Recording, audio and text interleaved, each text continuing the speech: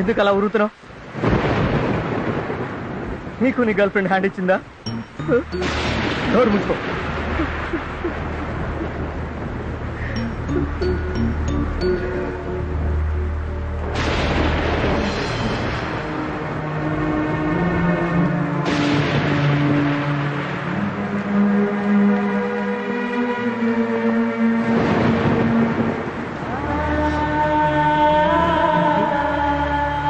అజయ్ ఇక్కడేంట్రా? అజయ్ హాస్టల్కి వెళ్ళాం పదా. అజయ్ అజయ్ ఏంట్రా ఈ వాన్లో? లేరా లే వెళదాం. లే లే అదే రాలేదు శంకరన్న, చాలా తప్పు చేశాను శంకరన్న. ఏడవరా, బాగా ఏడు. ఏడిస్తేనన్నా నీ గుండెల్లో బాధ తగ్గిపోద్ది. ఏడు. లే శంకరన్న, ఈ మనసుకి చాలా సార్లు చెప్పాను, నా మాట వెంటలే శంకరన్న. అవన్నీ హాస్టల్కి వెళ్ళి మాట్లాడుకున్నావు లేదా?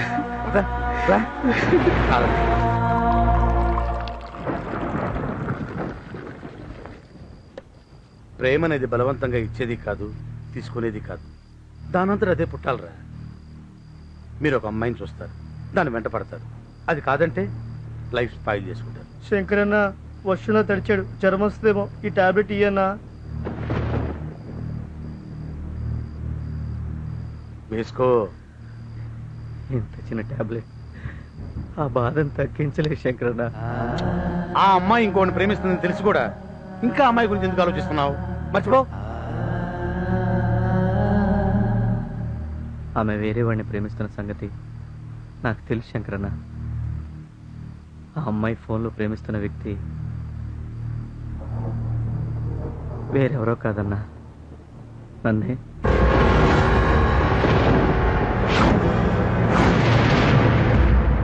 అవును శంకరన్న, కుమార్ గారు శృతికి నేను ఎలా పరిచయం అయ్యానంటే. Excuse me sir. Yes sir, నాకు ఈ బ్రీఫ్ కేసు దొరికింది సార్. అదే కలరు.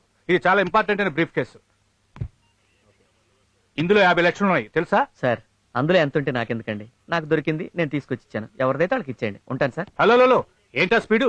కూర్చో. తిరిగి సార్, కాఫీ తీసుకురా.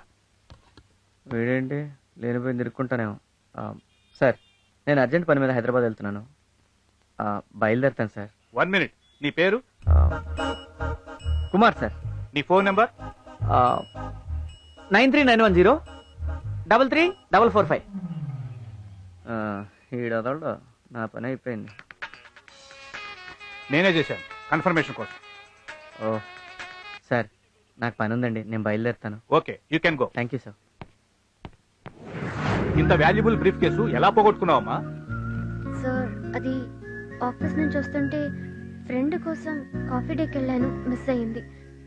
Anyway sir, thank you so much. Thanks చెప్పాల్సింది నాకు కదమ్మా, ఇతనికి.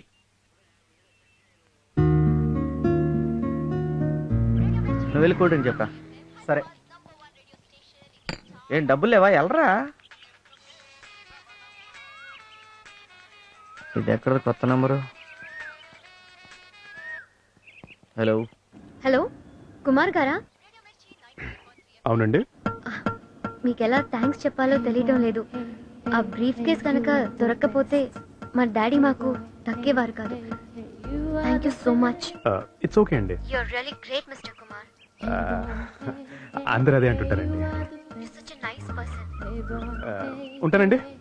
Hello, if you don't mind, మీరు ఎక్కడ ఉన్నారో చెప్తే పర్సనల్ గా కలిసి థ్యాంక్స్ చెప్దామని. ఇదేంటి ఎలా తగులుకుంది? చెప్పండి, ఎక్కడున్నారు?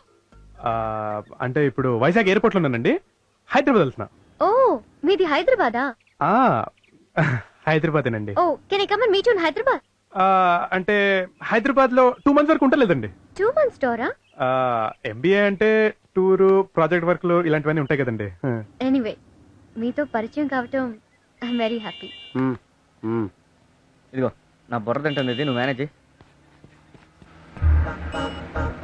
Hi, good morning. Good morning.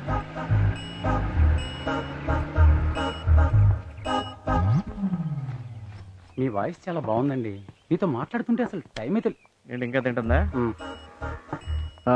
చెప్పండి. మీ వాయిస్ ఏంటంటే డిఫరెంట్ గా ఉంది. అంటే మిమిక్రీ చేస్తానండి. ఈ బేస్ వాయిస్ మీ ఒరిజినల్ వాయిసా? అవునండి. ఓహో బాగుంది, ఇలాగే మాట్లాడండి. అలా కుమార్గా పరిచయం అయ్యాను. ఆ తర్వాత తను 2-3 సార్లు ఫోన్ చేసింది.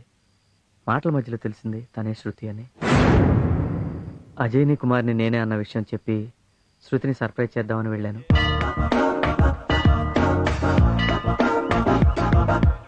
ఎస్, నేను కుమార్ని లవ్ చేస్తున్నాను. నువ్వు తొందరపడుతున్నావేమో, ఆలోచించుకో. అవునే, ముక్కు మొహం తెలియని వాణ్ణి కనీసం ఎలా ఉంటాడో కూడా చూడకుండానే లవ్ చేయడం. లవ్ అనేది అరేంజ్మెంట్ కాదే, యాక్సిడెంట్. నిజమే అనుకో, కానీ ఈ విషయం మీ డాడీకి తెలిస్తే? తెలుసు. నా లవ్ విషయం ఫస్ట్ డాడీకి చెప్పాను. నా కూతురు ఏం చేసినా ఆలోచించి నిర్ణయం తీసుకుంటుందన్న నమ్మకం నాకుంది. ఆ కుమార్ మనకు చేసిన హెల్ప్ విలువ కట్టలేంది. అదే ఆ బ్రీఫ్ కేసు మరెవరికైనా దొరికి దాంట్లో ఉన్న 50 లక్షలు తీసుకొని ఫైల్స్ అవతల పడేసుంటే నీ డాడీ ప్రాణాలతో ఉండేవాడు కాదు. పొందిన సహాయాన్ని లైఫ్ లాంగ్ గుర్తుపెట్టుకోవడానికి అతన్ని లైఫ్ పార్ట్నర్గా చేసుకుంటానంటే కాదని ఎలా చెప్పగలనమ్మా? How can I say no? That's my dad. Okay, మీరున్న సిచ్యువేషన్లో ఎమోషన్లో ఇలా మాట్లాడడం కరెక్టే, బట్ అతని గురించి ఎంక్వైరీ చేసిన తర్వాత డెసిషన్ తీసుకుంటే బాగుంటుందేమో. కుమార్తో ఒకసారి మాట్లాడితే చాలు, అతను ఎలాంటి వాడో తెలిసిపోతుంది. ఈ రోజుల్లో అబ్బాయిలు ఎలా ఉన్నారో తెలిసిందే కదా. ఓ అమ్మాయి నుంచి రాంగ్ కాల్ వస్తే ఏదో ఒకటి మాట్లాడుతూ పరిచయం పెంచుకుంటారు. ఫస్ట్ కాఫీకి పిలుస్తారు, నెక్స్ట్ సినిమాకి, తర్వాత రూమ్కి. బట్ కుమార్ ఒక్క మాట కూడా లిమిట్ దాటి మాట్లాడలేదు. సచ్ డీసెంట్ గా. ఈ కాలం కుర్రోళ్ళు ఇంత డీసెంట్ గా బిహేవ్ చేస్తున్నారంటే డౌటే. నీ బ్యాక్గ్రౌండ్ అంతా తెలుసుకొని నీ ఆస్తి కొట్టేయడానికి ఓవర్ స్మార్ట్ గా బిహేవ్ చేస్తూ డ్రామా ఆడుతున్నాడేమో. ఒకవేళ మీరు అన్నట్టు కుమార్ నాతో మాట్లాడినవన్నీ అబద్ధాలు అయ్యుంటే, అతని బిహేవియర్ డ్రామా అయ్యుంటే, ఆ దేవుడి సాక్షిగా చెప్తున్నాను, అతన్ని నమ్మిన పాపానికి ఆత్మహత్య చేసుకుంటాను.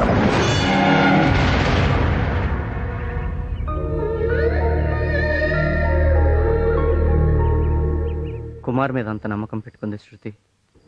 ఆ తర్వాత తను మ్యారేజ్ ప్రపోజల్ తెస్తే తను డిసప్పాయింట్ అవ్వకుండా ఉండడం కోసం పాజిటివ్గా మాట్లాడాను. ఒకరోజు వాళ్ళ ఇంటికి ఇన్వైట్ చేసింది. వాళ్ళ ఇంటికి ఇన్వైట్ చేస్తే మీ డాడీ వచ్చాక వస్తానని పోస్ట్పోన్ చేశాను. కుమార్గా ఎప్పటికీ నేను తనను కలవలేను.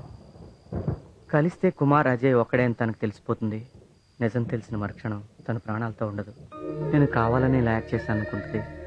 అందుకే కుమార్గా దూరం అయ్యి అజయ్గా దగ్గర అవ్వాలనుకున్నాను.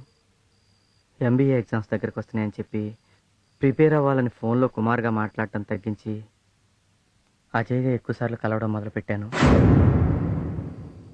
అడగగానే కాఫీ డేకి రావడం, నవ్వుతూ మాట్లాడడం, నా పాటను మెచ్చుకోవడం, నాకు గిఫ్ట్లు ఇవ్వడం, ఇవన్నీ చూసి శృతికి నా మీద ఇష్టం ఉందని, ఇదే మంచి టైం అని ఐ లవ్ యూ చెప్పాను.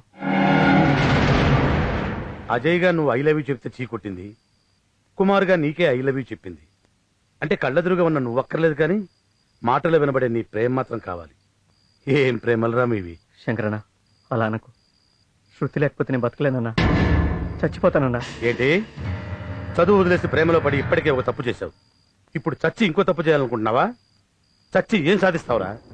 ఒరేయ్, నిన్ను నమ్ముకొని మీ అమ్మా నాన్న ఉన్నారు. పిల్లలు పెద్దవాళ్ళు అవుతుంటే తల్లిదండ్రులు ఏమని కోరుకుంటారు తెలుసా? నా కొడుకు ఎదుగుతున్నాడు, ఇంజనీరో డాక్టరో అయ్యి మమ్మల్ని ఉద్ధరిస్తాడని ఎదురు చూస్తుంటారా? చస్తాడంట, చస్తాడు. రే అజయ్, ప్రేమ అనేది అవసరమే గాని ఆక్సిజన్ కాదురా. అది లేకపోతే చచ్చిపోం. జరిగిందేదో జరిగిపోయింది. ఇంతకాలం ప్రేమ గీమ అంటూ బాధ్యతలు లేకుండా బలాదూరు తిరిగావు. ఇకనైనా బుద్ధిగా చదువు. లేదు ఆ అమ్మాయే కావాలనుకుంటే పోతావురా, పోతావు. అరే, లవ్వు గివ్వు పక్కన పెట్టి చక్కగా చదువుకోరా. నా మాట విను. శంకరన్న, IAS గారు అబ్బాయి చెప్పండి, 20,000 కాలేజ్ ఫీజు డ్యూ ఉందని నోటీస్ బోర్డులో పెట్టారు. విన్నావుగా? ఆ ఫీజు ఏదో కట్టేసి ఇక మీద మాటలు మొబైల్స్ మూట కట్టి మూలం పడి. ఇక బుద్ధిగా ఉంటాను, ఆ అమ్మాయితో మాట్లాడనని నాకు మాట ఇవ్వు.